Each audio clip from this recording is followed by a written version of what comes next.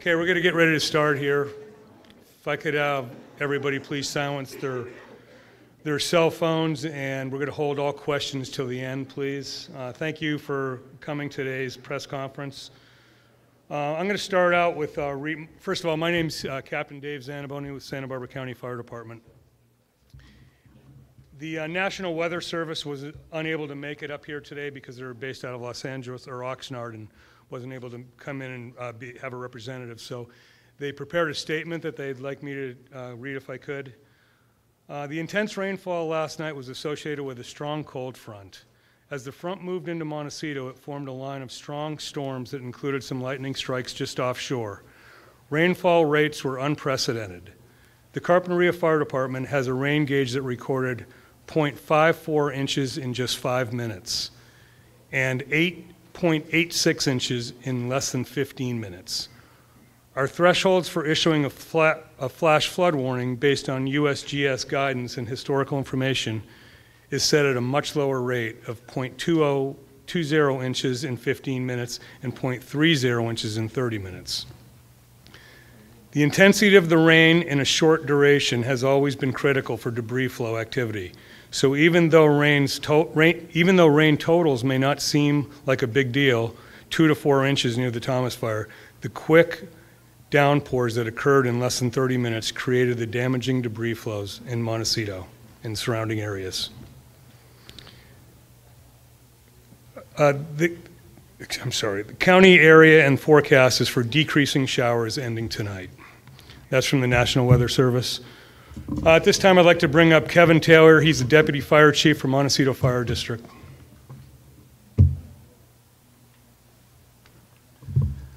Good afternoon. I'm Kevin Taylor, Division Chief for Montecito Fire Department and one of the Unified Commanders for the Santa Barbara County Incident Management Team Type 3. Beginning yesterday, the front country departments and Public Works began working on a plan that resulted from the work that we got from the BEAR team and the WERT team and the forecast from the National Weather Service that we had potential for a debris flow. Part of that plan included the pre-deployment of resources into the area all day yesterday and the activation of our incident management team at this location. At about 4 a.m. this morning, a catastrophic debris flow occurred in the areas between Cold Springs Canyon and Toro Canyon. Portions of that debris flow reached down to Highway 101. We are currently in search and rescue mode and have completed approximately 50 hoist rescues and several dozen contact rescues. 500 firefighters from local fire departments, regional fire departments, and all over the state are continuing to engage in our search and rescue mission and will do so overnight. We are also in the process of evacuating 300 people that are trapped in Romero Canyon. That mission will continue until it's complete as well. Thank you. Thank you, Chief. I'd like to bring up Sheriff Bill Brown, Santa Barbara County.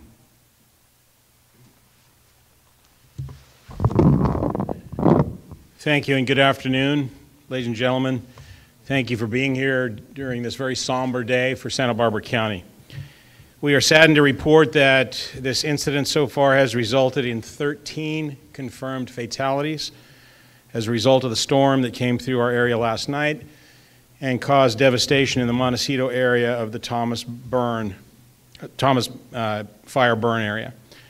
While we hope it will not, we expect that this number will increase as we continue to look for people who are still missing and unaccounted for. At this early stage, we are not able to release the names of those who were so tragically killed or their ages or genders or whether or not they were in certain areas. Each case has very different circumstances, and we will release that information to you as soon as possible once the victims have been positively identified and the next of kin have been notified.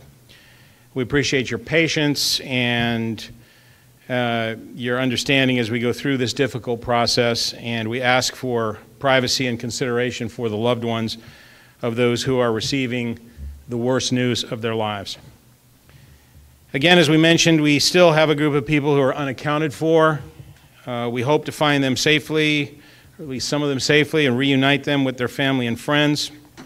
We are finding that some people were separated during the storm, and they are slowly being located and found safe. The focus at this point, however, in the field is on search and rescue. We still have an active search and rescue operation in progress in the field. We have a team of law enforcement officials and search and rescue crews that are actively searching for people who are missing and may still be in need of being rescued. We are not able to provide a list of missing individuals or the number at this time. This is a process that we are continually working on and is a dynamic process. I do want to thank the tremendous outpouring of support that we've had. In addition to members of the Santa Barbara County Sheriff's Office, we have every law enforcement agency in Santa Barbara has assisted us with mutual aid. The Santa Barbara Police Department, Santa Maria, Lompoc, Guadalupe, and UCSB police departments. We're also assisted by the Ventura County Sheriff's Office, the San Luis Obispo County Sheriff's Office, Paso Robles PD. Los Angeles County Sheriff's is sending a 100-person search and rescue team to us for operations tomorrow. And we also have some elements of the California National Guard with us and more expected as we go through this. We also have, in addition to our joint sheriff fire air support unit here in Santa Barbara County, we've had assistance from the Ventura County Air Support Unit, the United States Coast Guard Air Unit, and the California Highway Patrol's Air Unit. Yesterday, sheriff's deputies and our search and rescue team members spent the day conducting door-to-door evacuations in the mandatory evacuation areas, which consisted of an area populated by about 7,000 people. We also issued voluntary evacuation orders for people that lived in adjacent areas amounting to about 23,000 people living in those areas. All of those notifications were successfully made before nightfall, and while some residents cooperated with the evacuations, many did not. Many chose to stay in place. We are heartbroken, obviously, for the loss of life and the search to find those who are missing, and we still may need to rescue. But I do want to mention that the efforts last night and today also resulted in many lives that were saved as a result of the preparation and as a result of the operations that occurred today. The storm hit us hard, as you heard, just about 3 o'clock in the morning. Between the hours of 3 and 6, dispatchers from the Sheriff's Office Public Safety Dispatch Center handled more than 600 telephone calls for assistance. They received call after call from people who were distressed, stranded in their homes or vehicles, and were in need of immediate rescue. Once daylight came, we had a very difficult time assessing the area and responding to many of those areas to assist those people. The only words I can really think of to describe what it looked like was it looked like a World War I battlefield. It was literally a carpet of mud and debris everywhere, with huge boulders, rocks, downed trees, power lines, wrecked cars, lots of obstacles and challenges for rescue personnel to get to homes, let alone to get people out of them. The mud was knee-deep in many places on the roadways, and certainly a lot deeper than that in the canyons and adjacent areas. Made access very difficult and slowed down our rescue efforts. Nevertheless, more than 50 people were rescued, as you heard, by hoist rescue, and dozens more rescued from the ground. We had a significant number of injured people who were evacuated to hospitals and so forth. And you will hear later about some areas that can be of assistance to victims of this disaster, the evacuation center and some other areas as well. I want to mention that although I said we still have a focus on search and rescue, we do want to provide assistance to family members who are still looking for their loved ones. We have established a family assistance center that the Sheriff's Office is in partnership with, staffed with personnel from our Behavioral Wellness Office and the Red Cross. You'll hear from other speakers that will give you details about that family assistance center. And the last thing I want to talk about is the situation that we currently have. As I mentioned, this is an active rescue area, and we have an inordinate number of people who are in that area, people who have come to take a look, and they are actually impeding some of the operations that are occurring out there. So I want to issue a request and a warning. First, the request that people who have no business in this area or not needed in this area stay away from it, and those who are in the area and don't have any business in the area leave immediately.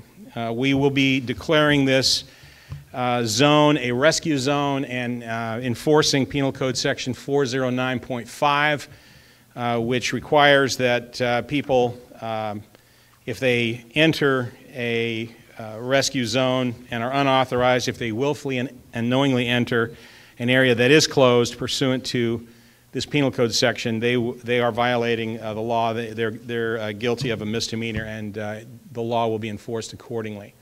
So I'm going to turn it back over to Dave Zamboni.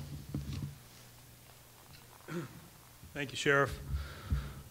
At this time, I'd like to bring up Captain Cindy Pontes with California Highway Patrol.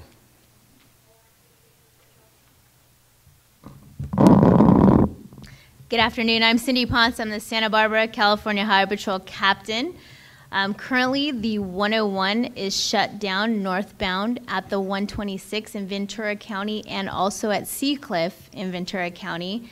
And here in Santa Barbara County, it is shut down southbound at Milpas. As you all know, this is an ongoing incident, and Caltrans is working feverishly to clean up the debris and to get the 101 open. And the big question that we keep getting is, when will the 101 be open? And honestly, we don't know. We're hoping for 48 hours, but it could be longer. It's dependent upon the water flow. There was a water main break at Olive Mill today, which inundated the freeway with more water than the rainstorm. So they're dealing with that. Although the rain has stopped, water's still coming down onto the freeway. So it's just dependent upon the weather and the continuance of water and debris flow. And Caltrans is miracle workers, as we know. They did have the 101 open at Turnpike when we had the overturned tanker truck with a gas cleanup. They did have that open very quickly. So we know they can do miraculous work. So hopefully they can get that open as quickly as possible. And I want to echo what the sheriff had to say about when the roadways do open.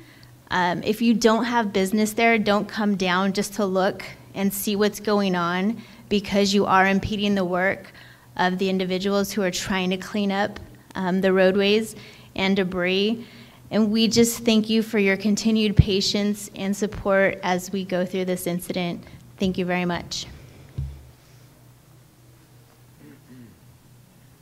Thank you, Captain Ponce. This time I'd like to bring up Ron Werft. He's President and CEO of Cottage Health.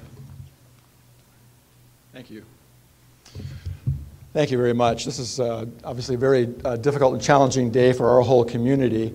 I want to thank our first responders. We're so appreciative at the hospital for all that you do to quickly mobilize these disaster sites to search, rescue, provide first treatment, and transport those in need of hospital services.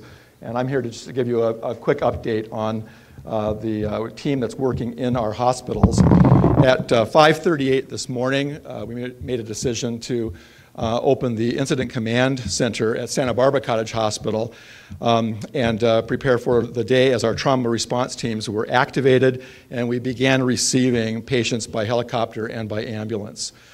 As of 3 p.m. today, we have seen 163 patients in the Santa Barbara and Goleta Valley emergency departments. 20 of those have had storm-related injuries, and you'll hear more about that in a moment from our medical director, Dr. Brett Wilson. I just want to say that spending a fair amount of the day in the emergency department, it's just a remarkable team of physicians, nurses, therapists, and they are not only taking care of the immediate emergency and trauma needs that patients have, but also the social and spiritual needs of the patients and their families that they're experiencing at this time. Our hospitals were already very busy due to the recent surge in flu cases. Today we had 49 patients in isolation, unrelated to the storm. And so because of the recent increase in flu cases, we have had additional staff at the hospital. We've had physicians and employees who were on duty last night. They remained at the hospital so that they could support our trauma team today throughout the day and respond to these needs in our trauma center. Today at our hospitals we have 1,377 employees, many physicians and volunteers there to provide support and medical care.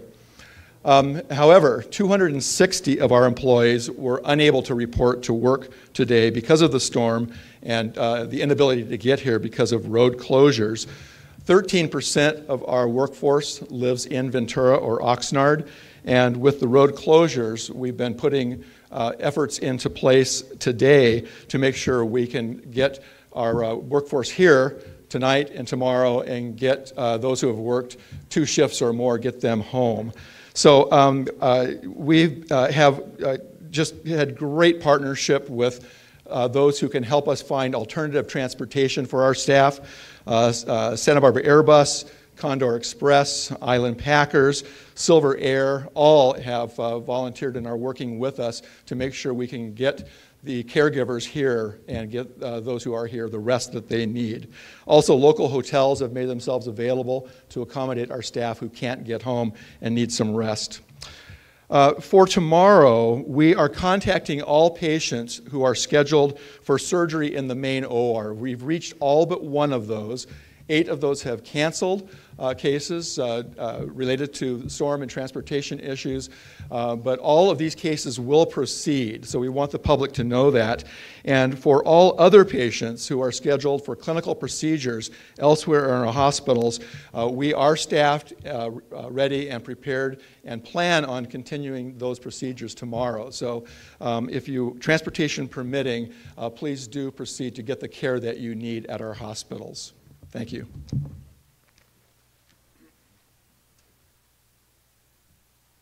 Thank you. I'd like to bring up Dr. Brent Wilson. He's the emergency department director at Cottage Health. Hi, I'm Dr. Brett Wilson. I'm the medical director for the emergency department at Cottage Hospital. As Sheriff Brown said, this is a sad day. This has directly impacted our community. On multiple levels, we all know somebody who most likely will be affected. But I'd like to point out our first responders have done an incredible job. They are truly heroic. The stories that are going to eventually come out from this are going to be amazing. As sad as the tragedy is that all of these families are impacted at this point. As a level 1 trauma center, we are designed and ready to handle a large event. Granted, nobody is prepared to handle something when it's directly in your community and loved ones that you're taking care of. Out of the grace, we had this event happen just before our shift change, so we were essentially double staffed. So our first patient came in shortly after 4:30, and subsequently patients arrived thereafter. As you heard, we've had, as of about 2 o'clock, at least 20 patients directly related to the storm event. 4 of those have been in severe critical condition.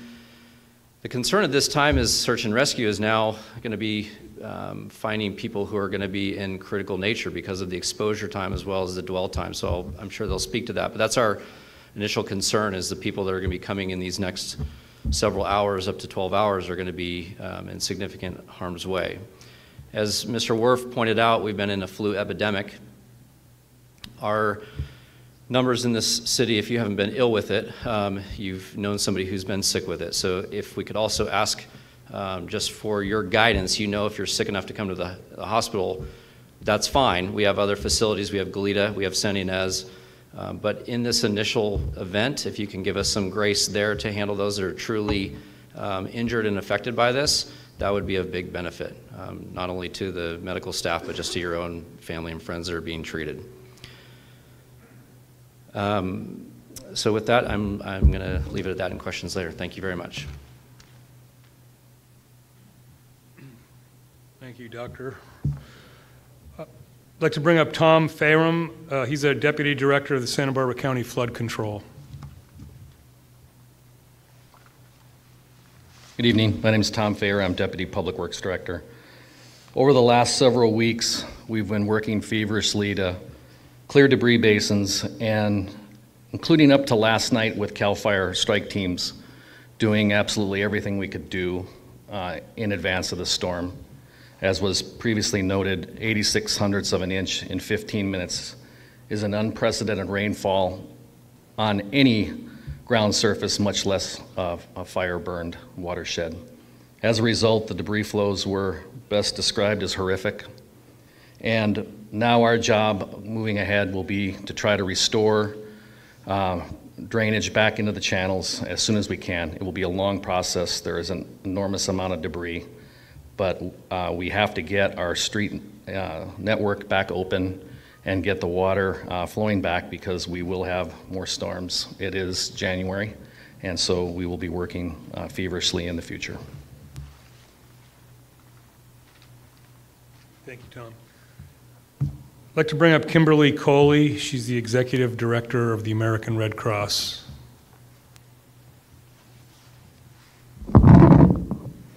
Hi, everyone. Today, our local Red Cross team has been working feverishly to serve hundreds of community members here throughout our neighborhoods. We have a shelter open currently at Santa Barbara City College. We, this morning, had been located in their cafeteria, but based off of evacuees showing up literally covered in mud, we've relocated the shelter to Santa Barbara City College Gymnasium. We do have shelter and shower facilities there, so folks are able to get a warm shower as well as some warm clothing.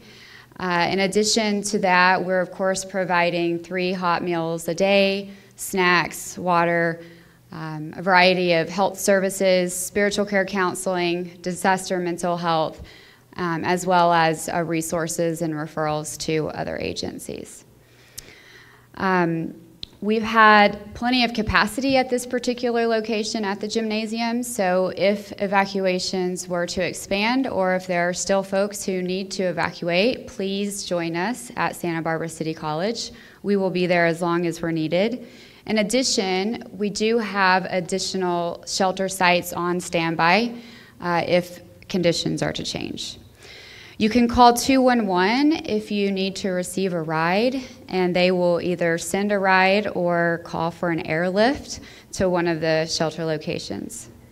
In addition to sheltering and feeding today, we've also had an emergency response vehicle in Montecito providing a variety of services, handing out blankets, waters, snacks, also just being there with towels and a big hug. So I just want to say thank you to our teams that have been there providing those services to community members throughout the day. In addition to that, we have been working in coordination with the county to open a family assistance center, which is located at the First Presbyterian Church, 21 East Constance. And this center has been opened to help people reconnect with their loved ones. So it will be open until 8 p.m. this evening. If you need assistance in finding other people or just reconnecting with family members, please stop by there. The Red Cross also at the center does have spiritual care counselors who are able to just talk with you about what you're experiencing. The hours for that center tomorrow will be 8 a.m. to 8 p.m. You can also go to redcross.org/safe and well and mark yourself safe and well. During times like this of disaster, it's often a huge relief and peace of mind for your family members to know that you're okay. So we please ask everyone to go to redcross.org/safe and well and mark yourself safe and well. And also, while you're there, you can look for your loved ones. The website is also live on laptops at the Family Assistance Center as well. Best way to help, we're receiving a lot of calls and just want to thank everyone for all the support. As always, this community comes together when we need you the most. The best way to help right now is to go online and to make a financial contribution so that we can purchase exactly what it is that our clients will need. And you can also sign up to volunteer. So again, that would be at redcross.org. Just want to say thank you again to all of our partners, our donors, and our many volunteers. It's only because of you that we're able to do this work, and we will be here for our community as long as we're needed. Thank you. Thank you. I'd like to introduce Suzanne Grimsey from the Santa Barbara County Family Assistance Center. Thank you. Good afternoon. My name is Suzanne Grimsey. I work with the Santa Barbara County Department of Behavioral Wellness, and during the activation of our Emergency Operations Center, I work as a public information officer. A family assistance center has been opened at the First Presbyterian Church in Santa Barbara, located at 21 East Constance.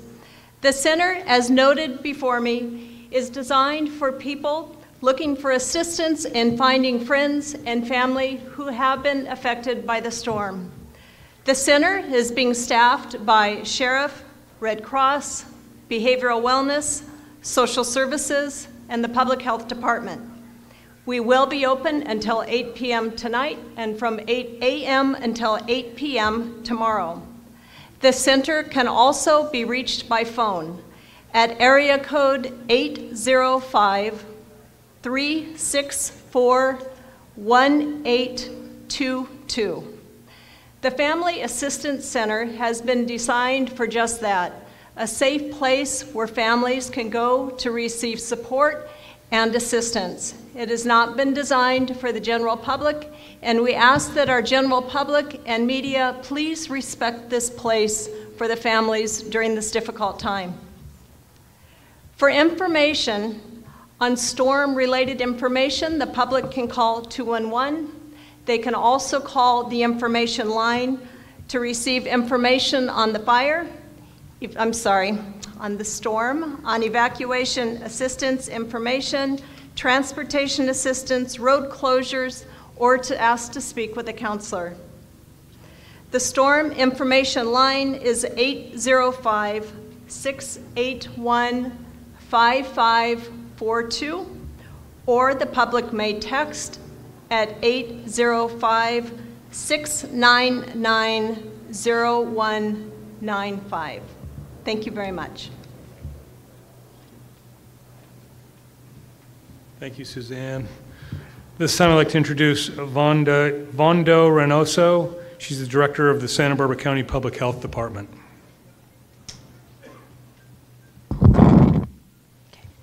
Good afternoon. So rainfall brings health risks associated with stormwater runoff. Stormwater is untreated rainwater that flows through our drain system into the creeks, the ocean, and other waterways. So we should view all untreated water as potentially contaminated. We know that contact with stormwater may increase the risk of certain types of illnesses, such as rashes, fever, chills, ear infection, vomiting, and diarrhea, and much more so because of the recent Thomas fire. We have fire debris and other materials that can be in the stormwater runoff. So to minimize potential health risks, we are strongly recommending that people do not swim, play, surf in the ocean, creeks, or standing water for at least 3 days following a rain event. Our staff, our environmental health staff, are conducting ocean water testing, and we have posted advisories on South County beaches recommending people to avoid direct contact with the water. Other major public health activities to support our community during this time, including support of the American Red Cross shelter with medical and nursing staff, and being in constant communication with our care facilities to ensure that the residents are safe and well cared for. And lastly, with regards to animal sheltering, we have 54 here at Earl Warren and 18 at the Santa Barbara Humane Society. Thank you. Thank you. So that concludes our speakers, and we can open it up to questions now. If we keep the questions short, and maybe I can repeat them and direct it to the proper panel up here. How many people are still missing?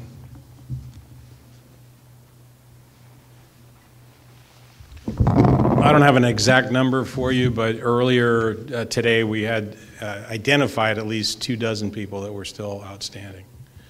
And again, we're working to determine whether or not those people have been accounted for in other locations or if they are amongst those who perished in this incident.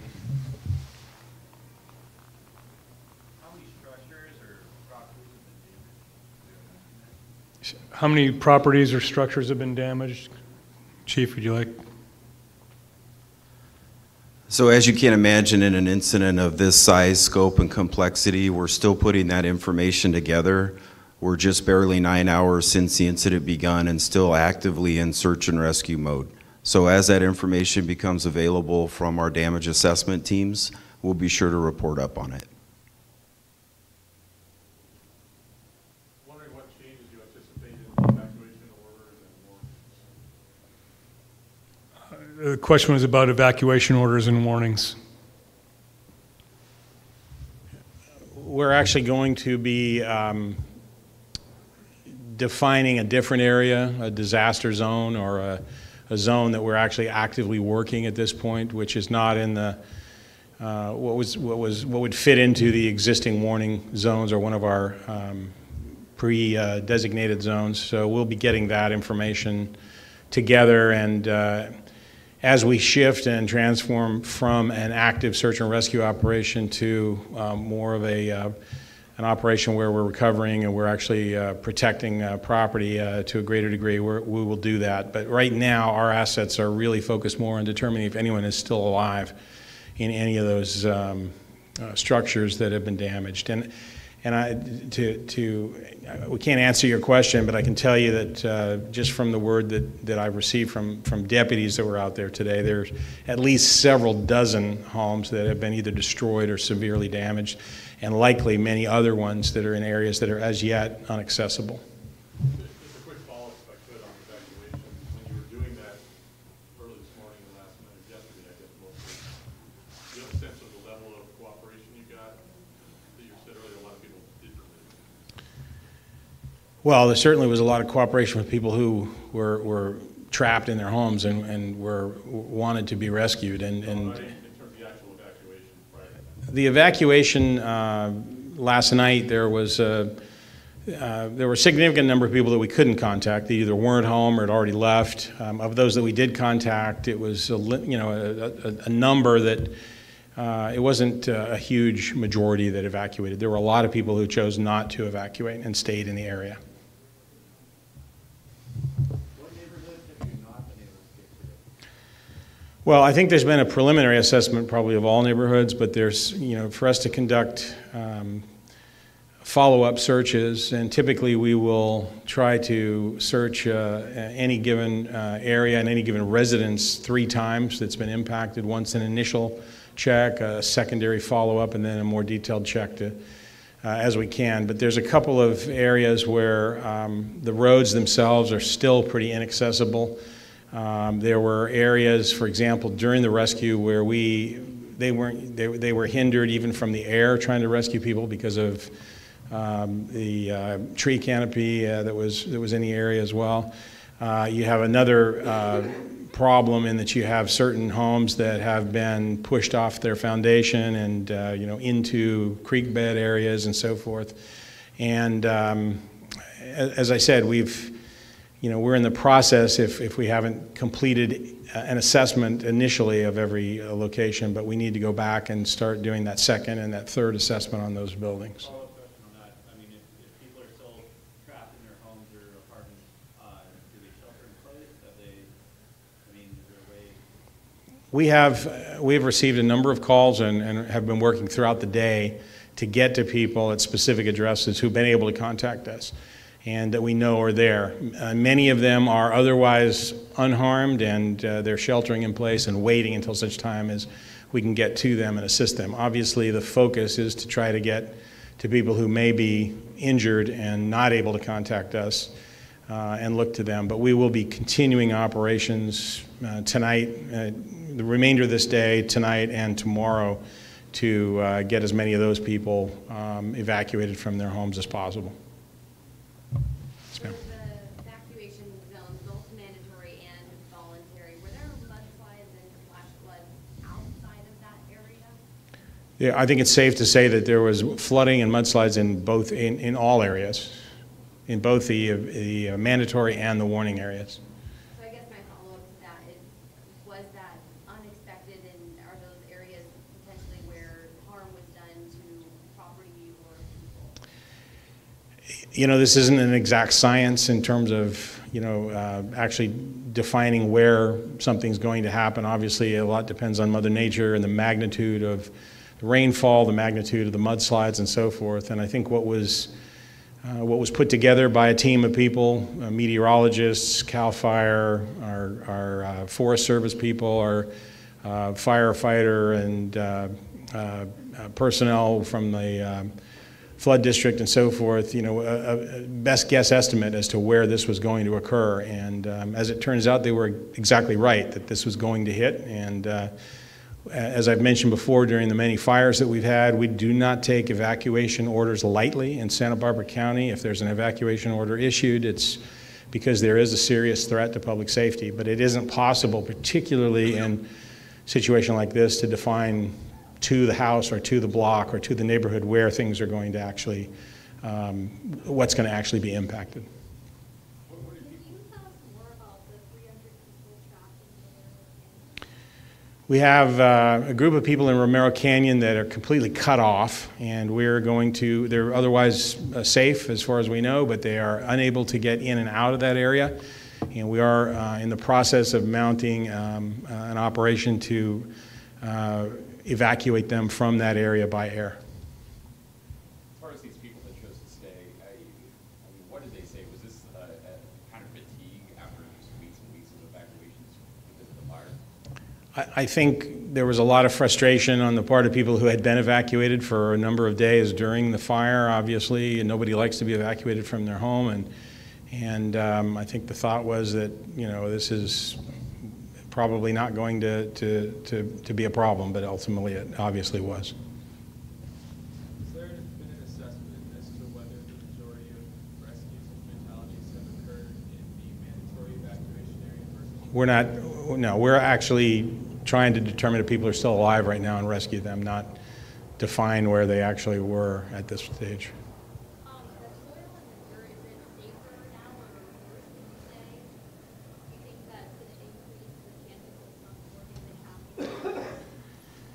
The question, I guess, is the area safe now, in other words, to stay in? Is that what you're saying? Oh, I can't really answer that. I think maybe Tom Fairham could talk to you about that. Thank you. Doctor, earlier today we talked to a family that helped pull a baby out of the mudslide area. A lot of people really concerned about that baby, and of course other people in the area. What can you tell us about the status of that baby and other injuries that may have happened? Unfortunately, all I can tell you is that I can't tell you anything right now, just at the respective families. It's just every family is been dealt a significant tragic component to this. And so I think out of respect for those families, I think let's figure out how this is all going to play out, and let's work on those stories in a future date. Thank you. One or two more questions and we're going to wrap it up.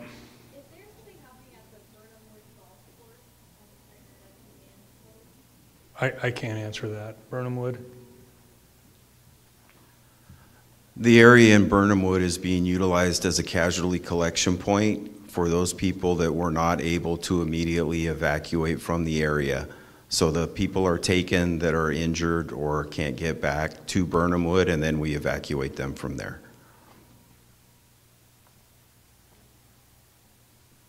Okay, I think that's going to end our news conference, press conference today. Thank you all for coming.